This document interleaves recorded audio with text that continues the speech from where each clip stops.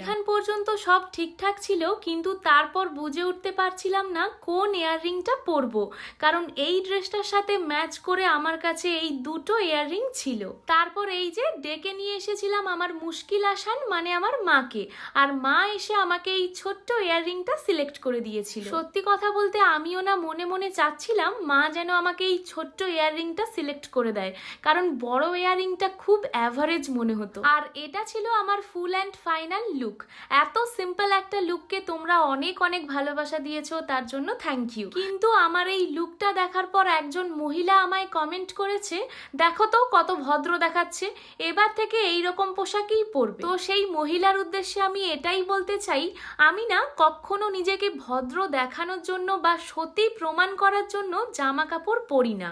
আমার সব রকম জামা কাপড় পরতে ভালো লাগে, তাই আমি পরি। আচ্ছা, আমি কি পরবো না পরবো সেই জ্ঞানটা যে আপনি আমাকে দিতে এসেছেন, আপনার নিজের হাজবেন্ড আপনার কথা মতো চলে, মানে আপনার কথা শোনে, যদি না শুনে থাকে তাহলে নিজের হাজবেন্ডকে কি করে হাতের মুঠোয় রাখবেন সেটা নিয়ে একটু ভাবুন।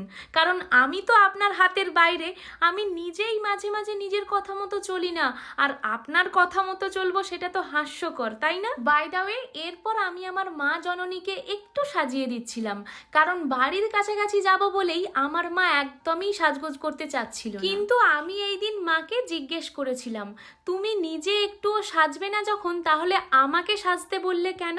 তখন মা আমাকে বলেছিল, তুই মেয়ে, তুই এখন সাজবি না তো কখন সাজবি? এইরকম একটা কথা শোনার পর আমার এটাই মনে হয়েছিল, সবাই যদি আমার মায়ের মতো পজিটিভ ভাবনা চিন্তা রাখতো তাহলে কতই না ভালো হতো।